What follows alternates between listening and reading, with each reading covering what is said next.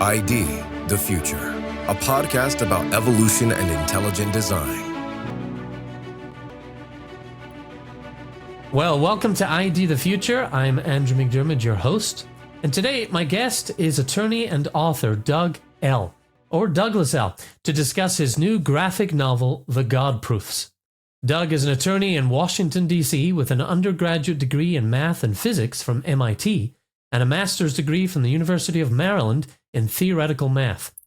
Doug's legal training and work, combined with his academic science background and a lifetime of independent study, make him pretty well qualified to untangle the confused and often emotional relationship between science and religion.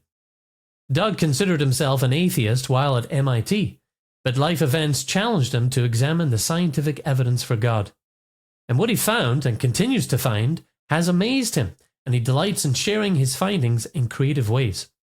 And one of those creative ways is the topic of our podcast today. It's a new graphic novel that we're going to unpack called The God Proofs. Now, Doug, welcome to the podcast. I'm excited. Thank you, Andrew. Delighted to be here. Thanks for having me. Yeah, you're welcome. Well, let's start with your upbringing. When you were young, you really loved numbers. In your first book, Counting to God, you recall thinking of them as magic, as your friends. Their precision was comforting and their relationships beautiful. Now, as you got older, though, you read every book at the local library on math and science, and you still had this love affair with numbers. What was it like loving numbers and the natural sciences as a kid? Well, I like numbers because you count on numbers. You know, if they added 2 plus 2 always equaled 4, you didn't have to worry about whether it was in a good mood or a bad mood. And, and there was just, I found beauty in mathematics, the formulas, the different things. I was very nerdy growing up, but I just loved mathematics. It just seemed to have a lot of good areas. And as far as math and science, I mean, I wanted explanation when I was a kid of how the world worked. I wanted to understand it, it was the beginning, I think, of a search for God, search for meaning in my life. And so I figured if I read the math and science books, maybe that would help me instead of the fiction books. It's been a lifelong journey. And no wonder you were in the library a lot. I mean, we didn't have the internet, a while back, and you had to get physical books and look for them. And so you probably frequented your library a lot then. Oh, yeah. Yeah. And, right. And I'd read the books over and over again because it wasn't that big a library. Yeah. Yeah. Well, so you grew up believing in God, but you wrestled with the details. You needed the details, the logistics of Noah and the flood, for example. So by the time you went off to college at MIT, you considered yourself an atheist. What happened to the faith of your youth? Well, I didn't find, at least as I was told, that it provided a very good explanation for things.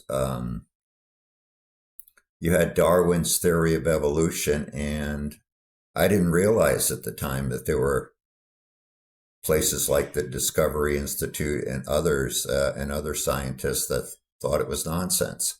I remember reading in high school biology textbook about the Miller-Urey experiment, which I know you're familiar with. You know, the idea that you zap chemicals with lightning and you get the building blocks of life, and that explains how life got started. Utterly preposterous. And as your colleague Casey Luskin has done a study about, at least at the time he did it a few years ago, it was still in an enormous number of high school textbooks, even though it's been totally discredited, and doesn't, even if you had all the pieces, you don't get life. But I thought, well, if you don't need God for life, and the story of Noah and the ark, I mean, how the heck did all the animals get on the ark? I didn't understand the concept of kinds back then. And I turned away from it. I felt like it was a superstition. And I wanted to I thought of myself as a rational person searching for answers. And I didn't find the answers at church. Yeah. Yeah, it can be hard when you're that type that just has that inquiring mind that is constantly soaking in answers and seeking the truth in the bottom of things. And you're right, the origin of life. I mean, back then when they were starting to put the Miller-Urey experiment in textbooks, maybe it looks simpler, but Dr. Stephen Meyer and Dr. James Tour and others, they're fond of saying the more we learn about the origin of life and the conditions necessary to produce life chemically, the harder the problem gets. So yes, yeah. Well, after graduating from law school, you built a successful career as an attorney. Tell us about that and how that prepared you to write these books. Well, I was going into theoretical mathematics, and that doesn't pay very well. And so I heard friends went to law school. They said it was easy, so I went to law school, and my logical mind suited law because there's a lot of logic in it and patterns. And I did pretty good. I ended up specializing in employee benefits. It's called pensions and healthcare, a very growing area of the law at the time. Still is, actually. Everybody needs healthcare, and most people want to have a pension. So, and I was very successful. I was very fortunate on that. But it taught me, I think, how to prioritize my arguments. Put the best ones first, winnow out the arguments that aren't so important, and I think it really helped me to think clearly and write clearer. Yeah. And as you were saying before we started this session, you knowing when to go for the jugular, with your best arguments, Yes. put your best foot forward quickly. Well, The God Proofs is a graphic novel, so every page in it is just jam-packed with color and awesome illustrations. Where did this idea come from? Did you ever think you'd be a graphic novel writer? Never. Well, I think Andrew, the first book I wrote, 2014, was called Counting to God. And I opened it with a lecture at MIT, which is on YouTube, by the way, in front of MIT professors. And I think it was a pretty good technical job. But my minister said, you got to put some pictures in it. It's too hard for most people. So then I came out with a second book called Proofs of God, a thinner book. And it wasn't a graphic novel, but I hired a cartoonist, put some cartoons in. It was a conversation between characters I called Doubt and Reason. So I brought my doubts in as the doubt character, and then Reason was kind of my older self addressing these issues and the objections. And I was invited by the Discovery Institute and to speak at Westminster Conference for Science and Faith, I think it is, in Pennsylvania. And I spoke on the book. It was very well received to a younger audience. And it was suggested that we put this into a graphic novel form by folks at the Discovery Institute. And they're the ones who found the illustrator, who's just incredibly brilliant, what he did, I think, with the designs, and incredibly brilliant. So I feel very lucky. And I had, to connect with the Discovery Institute, because I think it's a great concept to try to put this in pictures more to reach people. Yeah. And I was going to ask, behind every graphic novel is a capable illustrator. So how did you connect with Evan? You say it was the Discovery Institute. What was it like working with him? I didn't work directly with Evan. Daniel Reeves at the Discovery Institute did that. But Evan all I know is Evan was very responsive, very creative, and did a brilliant job. So I spoke with Daniel Reeves and John West. Okay, all right.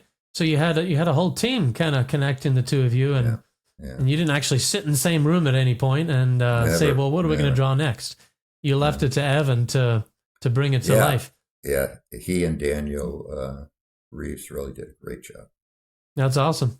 Well, in the God Proofs, we joined two friends on an epic journey to tackle the ultimate mystery. Does God exist? At the beginning, one character, a skeptic, kicks things off by declaring, everyone knows you can't prove God. His friend Reason responds saying, sure you can. Actually, I can prove God in 3 ways, with evidence, facts, and logic. And so begins their back and forth dialogue. You divide the book into 3 proofs. The first is the numbers proof, and this proof you divide into 3 claims. Can you just lay those out for us a bit? Sure. Using my legal training, I gave a lot of thought into how to nail down the first argument. I think a very powerful argument. And so the numbers proof, which I start out with, which is the longest part of the book, there's 3 claims to it. One is life runs code. And people don't think of it that way, but you hear about DNA all the time. People, understand, I think the younger generation, code from, computers, smartphones. They know there's code behind there, but they don't always make the connection that DNA is an even superior kind of code, and it's inside us. Yeah. So you have life runs code. Then you get into things like you can't get working code by chance. Not really.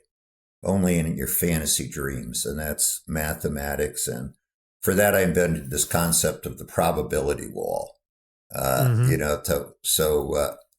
Because I imagine difficult events as walls you have to get over, and the lower the probability, the higher the wall, to try to illustrate the impossibility of coming up with working code by chance, and building on some of the discoveries of Doug Axe and others that just putting these blocks together, the code together, right, to get to make sense is just impossibly hard. And then the third part of the numbers proof. So all life runs code. That's one. Number 2 is you can't get working code by chance. And number 3 is every creature has unique sections of working code just for it. That aren't, so it's not just like there's one set of working code. There's all sorts of sections of unrelated working code, thousands, millions of codes built into proteins that create life. And you put those 3 together, that's the numbers proof. Yeah. And I think it's very tight and very well coordinated. And it's just in the last 20, 30 years that we've been able to transcribe those genomes and discover the orphan genes that you talk about in there. And this is, again, where it gets good, being able to illustrate this, especially for minds today who are so visual with YouTube and TikTok and all that. I think this is a good way to communicate this stuff to the younger generation. And you did mention that sometimes they'll take for granted all this technology runs on code, but they might also be the generation or two that are going to be quicker to connect that, connecting the technology they use in life to the technology that is life, and using tools like your book, I think we can really make inroads with them. Well, I don't think people appreciate that all life runs code. Right. Just that fact I think alone. most people are back where Charles Darwin was 150 plus years ago. Well, there's just some sort of goo that's magic that makes up our cells and makes life. No, there's code, and there's fantastic machinery. And just to get that concept across, I think is going to be eye-opening for a lot of people, particularly younger readers. Like, hey, that's what DNA is. I never thought of it as code. Yeah, yeah. And at the hands of a capable mathematician such as yourself, you help it make sense really well. So now, to illustrate how genes use DNA to build proteins, you liken ribosomes to 3D printers. And I thought that was a really helpful analogy. And later, your character Reason goes on to share with Doubt the probability of life's code arising by chance. Now, tell us again about the probability wall. It was really cool to see that in the graphic novel. They get so high, they're insurmountable. Was that strong evidence for you as you were coming out of your atheist journey? It was. I remember because I used to commute long distances. I was on 4 or more flights a year and Wow. a week. And so I had a lot of time on planes. And I remember reading about DNA and amino acids. DNA sequences tell the 3D printer, the ribosome, which amino acid to pick out, that it snaps on another one and it folds it all together. And I remember being on a plane and thinking, well, there's 20 amino acids. So if you have 150 or 300 sequence, how rare is that? And all of a sudden it just hit me.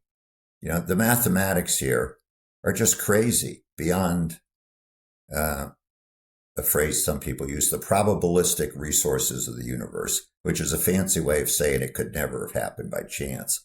And I tried to use this probability wall as just a way to get people, because I think a lot of people have this idea that anything can happen. And that's kind of an atheist mindset. Well, anything can happen. Well, you have to really understand the odds against, in the history of the universe, you couldn't get one of these working codes by chance, even if everything was amino acids hooking up all the time. So to think there's millions of working codes out there, beautifully engineered, masterfully put together, is just nonsense. Yeah. And you think, 3D printers are an incredible human invention, and they're getting better all the time. There's so much they can do, and they're going to be so incredible. And life's 3D printers are better than the ones we have. And where did that come from? That technology, to say so. Yeah. The Darwinian evolutionary theory has been orthodoxy for so long, but there have been people, that have stood up and said, wait a minute, this doesn't really make sense mathematically. Murray Eden back in the 60s was thinking along these lines, challenging the idea that, yes, there's vast sequence space and, lots of mutations happening, but, in all that noise, are you really going to get something that can build, And so he was asking those questions back in the 60s. And here we are now, even better in our understanding of the mathematical challenges. Yeah, they're formidable. The numbers are incredible, just off the charts. And, with Andrew and Evan's help, I think it's illustrated pretty well. Yeah. But you just can't get over these in the real world. Doesn't matter, really how many stars or planets are out there. And there's a lot, or how much time there is. It just couldn't have happened. The numbers are just impossible beyond what could have happened in this universe. Now, another cool thing that I enjoyed that you brought into the story was the orphan genes. Now, I've worked with Discovery Institute for 13 years. I'm pretty familiar with the different facets of the debate, and I've heard this term quite a few times, but I think it took your graphic novel to kind of really shove it into place for me and say, wait, this is something that is very special, that goes with each species, and it can't be accounted for on a Darwinian level. So I thought it was really neat that you brought in orphan genes. This is only in recent decades. We've been able to unpack the genomes of organisms and discover these designer genes, as you call them in your story, that are unique to that particular species. And we've also discovered through the work of Dr. Douglas Axe and others that functional proteins are very rare in sequence space, which means getting an orphan gene by an evolutionary process also extremely unlikely. Tell us how you kind of worked that into the story. Was that a big piece of evidence for you too? Darwinian theory is sort of, you start off with something that's working. But they don't explain how you get life to begin with. But okay, let's step aside from that. You have life. So the Darwinian theory is, well, there's changes, and it changes gradually over time, and it grabs this fantasy that things get better and better, and that's how you get new species. And it just doesn't work, because orphan genes, and that's the kind of the definition is, they don't look anything like any other genes. They're not another gene with just a few changes, accidental changes, or two genes stuck together. They're unique sequences, and that couldn't have come about from slight changes. And when these unique sequences are found in every creature that are special for that creature, like the code in jellyfish helps them sting other animals. We have 54 unique sequences of designer genes that build parts in our brains. So think about that. And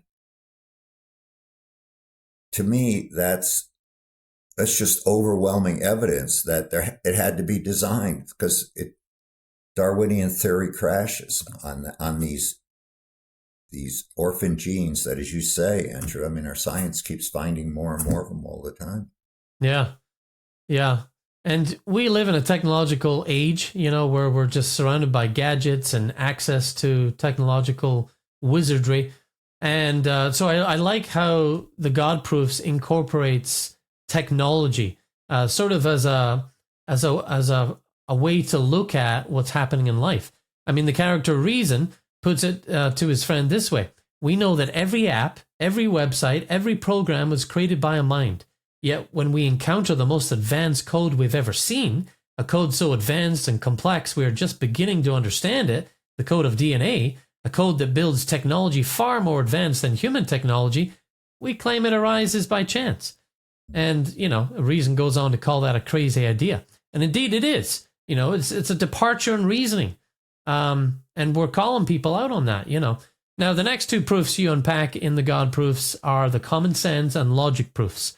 Why did you include those? Because I didn't want someone to say, I just thought, first I wanted to step back from the numbers and just use common sense. And for that, building off what you just said, all the technology we know, all this wonderful stuff, this was built by human beings. But the technology of the human brain is far more sophisticated, and I go into that a little bit in the book, than any technology ever built. I mean, the processing power of the human brain, we have as many connections in our brain as stars in 1,000 galaxies. And nobody really knows how it works, how we think, how we're conscious. You have fantastic technology that coordinates your body. The ENCODE project, we have over 4 billion switches that turn parts all on and off. It's all controlled by the brain, the most fantastic technology in the known universe. And so common sense is, if you can only get technology through a mind, and the human brain is the best, then it had to be designed. So that's, that's just very simple and straightforward.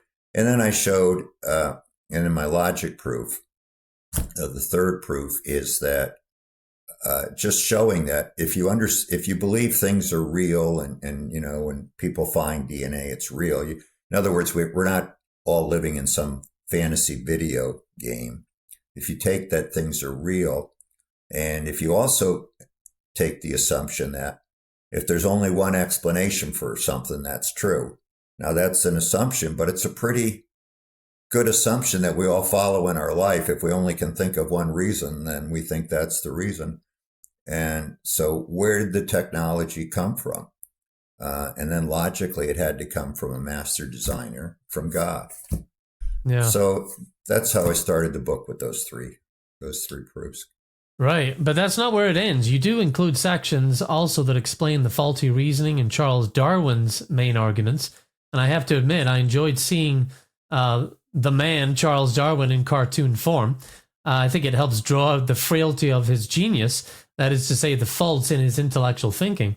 And then the book concludes with a look at the fiendishly difficult problem of the origin of life and attempts by scientists to crack that nut.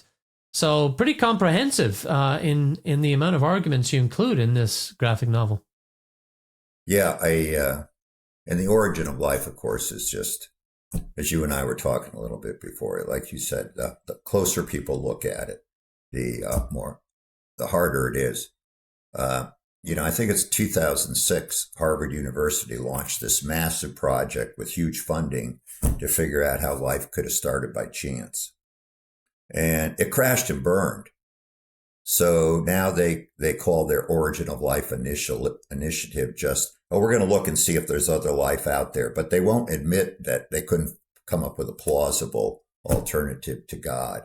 It's the numbers are off the charts, and that's incredible. And I also put in at the end of the book, I snuck in, you may have noticed, the fact that the universe looks like it's designed. It's not just life, but all the forces of, the forces that exist in the universe, the types of atoms that we have, the particles, what's commonly known as the constants of the universe, things like the speed of light and so on, are all just strength of gravity, just all set exactly right. The analogy that I love, and I didn't invent it, but it's like walking into a control room for the universe and finding every dial set exactly perfect. It's obviously somebody thought of all this. It's overwhelming evidence. The science is getting stronger all the time. And yet we live in a society where I think people just don't open their eyes. So, with a little bit of tongue in cheek and help from Daniel and the illustrators, I hope that the God proofs will make it easier for people to get past the nonsense that's thrown at them. Right. And in a time when more and more folks are reporting as, non-religious, unchurched, not really interested in established religion, they may consider themselves spiritual to some degree, but there's a lot less, folks going to church and claiming a particular religion. At that kind of time, it's good for this to come along and us to share these details with folks, just so they can get a better idea of what's actually going on under the hood. We don't stop and think about it enough. I think that's absolutely true. It's a society where people are in denial, or a lot of people think, well, all God wants is people to be happy, so it doesn't really matter anyhow. That's not what the Bible says. I now think the Bible is 100% true, and I also think that, getting a little bit off stream from the book, but a life without God is not worth living. I mean, you have no standards, you have no direction. And so I'm hoping people find the truth. If there are seekers out there who are like I was when I was young, maybe this will help them evaluate on their own the arguments for a master designer. Right. Well, listeners, viewers, you can learn more about this book and get your hands on your own copy at thegodproofs.com. A website has been set up to give you some easy access there. And I would suggest to give it as a gift too. If you have young people or adults in your life who are just wrestling with these issues, it's a great tool, I think, and a very visual one as well. Doug, it's been a pleasure to have you with me today. I appreciate your time. Oh, thank you. Thank you. I've enjoyed it very much. Thank you. Well, again, folks, The God Proofs is a visual journey through mind-boggling facts of the universe. And this format, the graphic novel, the comic book style, is really a fun way to explore the evidence for intelligent design. There's a lot less words than your standard books, and the colors and visuals keep it fresh and interesting. Get a copy for yourself or your friends at, as I said, thegodproofs.com. For ID the Future, I'm Andrew McDermott. Thanks for watching. Visit us at idthefuture.com and intelligentdesign.org. This program is copyright Discovery Institute and recorded by its Center for Science and Culture.